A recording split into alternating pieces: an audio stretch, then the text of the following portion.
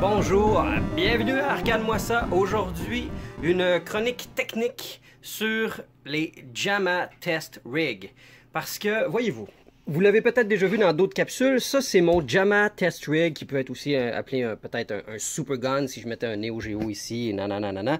Bref, qu'est-ce que c'est en fait ça? Ça c'est un board qui contient tout ce qu'il faut comme alimentation, électricité, contrôle bref, Logic Board ici, qui permet de tester des boards JAMA. Alors, ce que j'ai ici, c'est un connecteur JAMA, tout ce qu'il y a de plus standard, connecté sur un petit board 19 jeux en un, très de base, juste pour dire que j'envoie un signal vidéo à un écran. Ça me permet, entre autres, de tester des écrans cathodiques, parce que j'ai un Isolation Transformer, ça prend absolument ça pour alimenter un écran cathodique.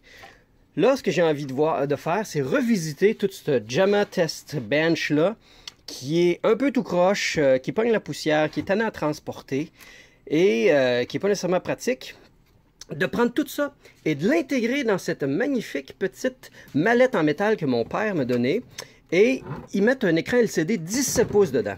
Quel projet ambitieux, me direz-vous? Mais si c'était pas ambitieux, ben, ce serait pas intéressant. Alors, ce que je veux faire, premièrement, c'est que, voyez-vous, le 17 pouces, je n'ai pas besoin de vous ouvrir la mallette pour que vous vous rendiez compte que ça ne rentre pas. Et comme j'ai foi en la vie et que j'aime challenger mon karma, je vais démonter l'écran LCD et le dénuder au maximum dans l'espoir d'être capable de le faire fitter, en fait, à l'intérieur de la mallette ici, au dos là. Ce qui veut dire que ça va me faire une mallette de transport dans laquelle je vais avoir un écran LCD et ici je vais avoir le power supply, je vais avoir des contrôles, mais je n'aurai pas d'isolation transformer et je vais avoir simplement la couette JAMA que je vais pouvoir sortir au besoin pour tester des boards. Alors voilà, et ça implique que oui, je ne veux plus avoir à tester des écrans. Alors ça va foutre le bord parce que j'en ai ras la cocotte des CRT. J'ai besoin encore de le rappeler. Alors, voilà pour l'introduction du projet. Première étape, démonter l'écran LCD. Démonter le LCD, c'est vraiment pas compliqué. C'était juste clipper. Alors, avec un tournevis plate, j'ai pu déclipper le truc, dévisser. Et puis, j'ai par-dessus tout libéré assez d'espace au bas parce qu'en fin de compte, ce qui prenait de la place au bas, c'est des petits speakers de schnout qui donne un effet audio à vouloir absolument s'acheter des écouteurs. Et puis, bref, ça rentre.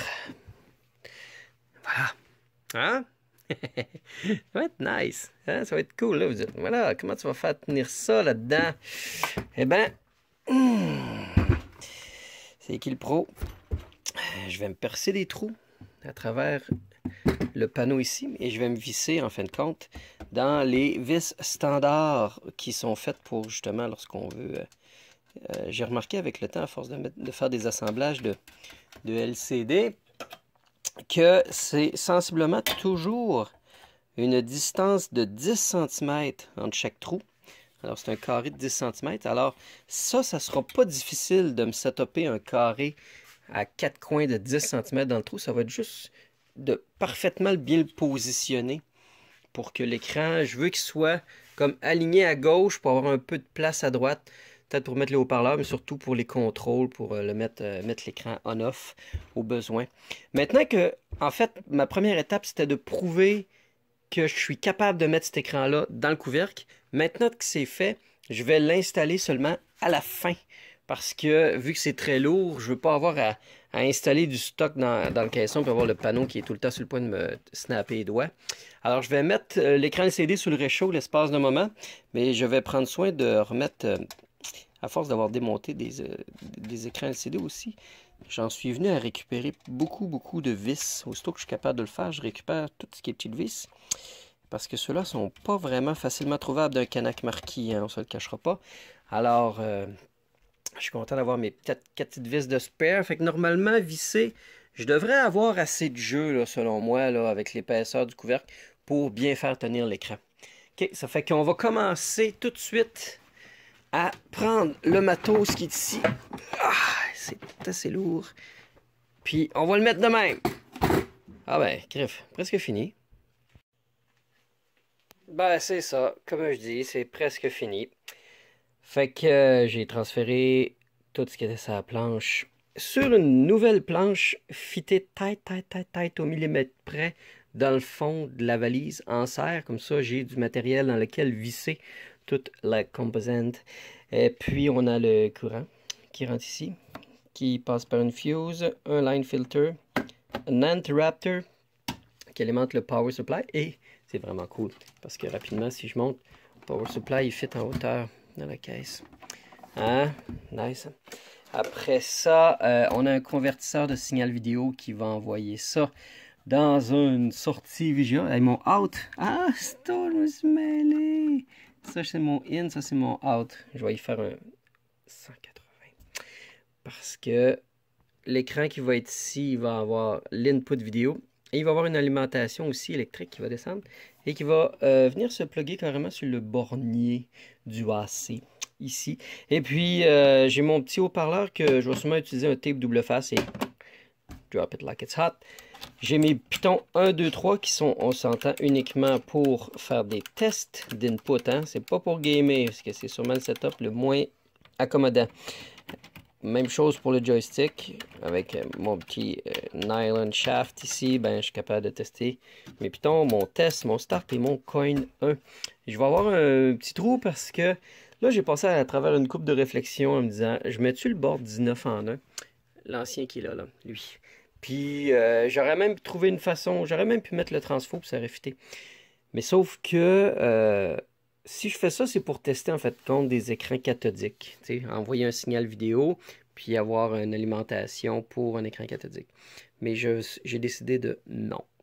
Non, non, non et non. Je ne ferai pas de test d'écran avec ça. C'est uniquement pour faire du debugging de PCB. C'est tout. Du JAMA ou autre, dépendamment. En tout cas, bref, ça va être polyvalent comme truc. Mais essentiellement JAMA. Ça fait que...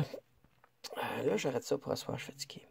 Ah, ça a tellement été long de trouver toutes les vis qu'il fallait là, pour être capable de visser mes pitons. Juste la bonne hauteur et bon diamètre. Bref, là, je suis tanné. Je vais me coucher. OK? À demain. Eh bien, me revoilà, frais comme la rosée sur les pétales d'un Edelweiss au sommet des Alpes suisses. Une bonne nuit de sommeil et j'ai commencé à mettre un peu de tie wrap un peu partout. J'ai mis un câble d'alimentation pour l'écran qui, lui, vient se brancher juste ici. Et j'ai mis le câble pour le output vidéo pour l'écran. Bon, celui-là, j'ai pas le choix de mettre un tie wrap. En fait, ça me tente pas de couper et d'essayer de raccourcir le fil puis vous rapprocher. Regarde, un petit tie wrap. Lui, c'est beaucoup plus simple. Je coupe, je dénude et voilà, j'ai juste la longueur qu'il me faut.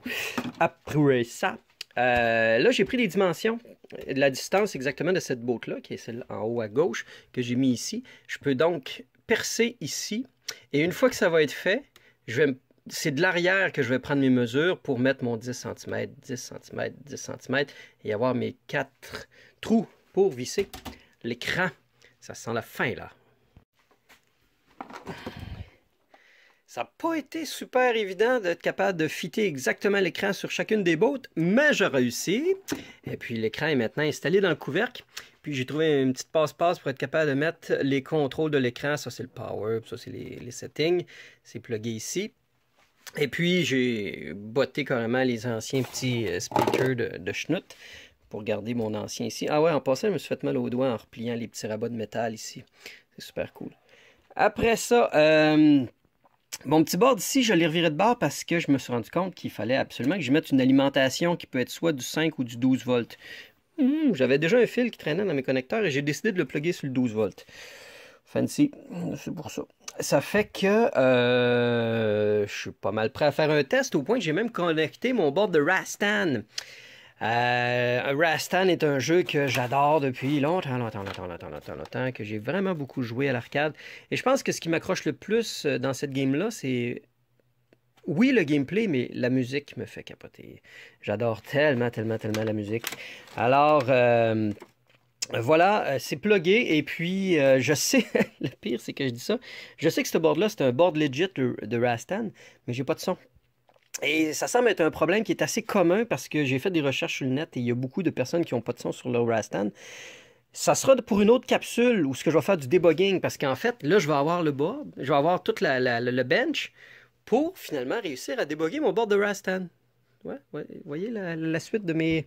Alors, ben voilà, without further ado, we're gonna plug the do. Do. Dig a wing bang. Put the power. Petite lumière verte, à 5 volts. Ah, ça c'est les petits caractères chinois qui viennent du board de conversion. Et voilà, on a Rastan. Et on a le fameux bug de Jittery Big Bing Bong qui m'énerve tellement. C'est ce board-là. Hein. C'est un board à 20$, puis il y a de la misère. Je me rappelle quand j'ai fait la cocktail track and field, ça me faisait ce même genre de... Mais je suis prêt à vivre avec. On va checker, voir le petit... On a un piton auto ici, là. Ah! C'est pas mal moins pire. OK. Est-ce que... Bon, c'est revenu. Bon, je ne serais pas surpris que ça soit... Bon, de toute façon, moi, mon but, là, c'est juste voir. Est-ce que le board fonctionne? Puis, écoute, on va checker, voir. Alors, ici, c'est mon piton de coin. Ah ah, mon piton de start. Oh oh. On va joysticky save. Oh oh, yeah. Yeah. Ah, yeah, je suis content de Rastan. Et que j'aime ce game-là. On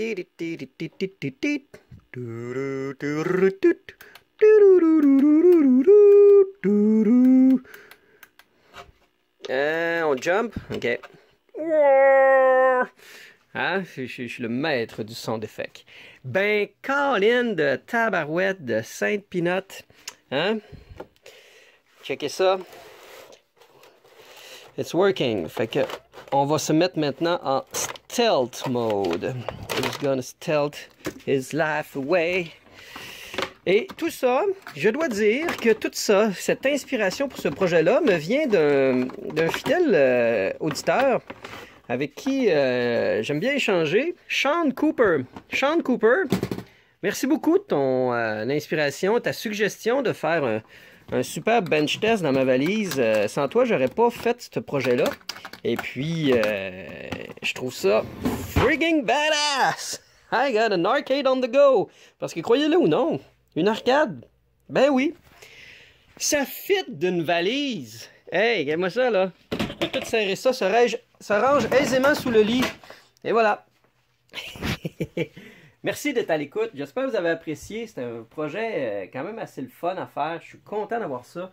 J'ai plus mon bench que je poignais pour transporter d'un bord à l'autre. Ça se range ici. Ça me libère de la place d'atelier. Alors, restez à l'écoute. Dans les prochains vlogs, j'aimerais beaucoup faire du debugging de PCB. J'en ai pas fait encore. Puis, j'ai tout ce qu'il faut maintenant pour le faire. Alors, likez, sharez, partagez. Non, sharez, partagez, c'est la même chose. Je veux dire, abonnez-vous. Et à bientôt. Salut!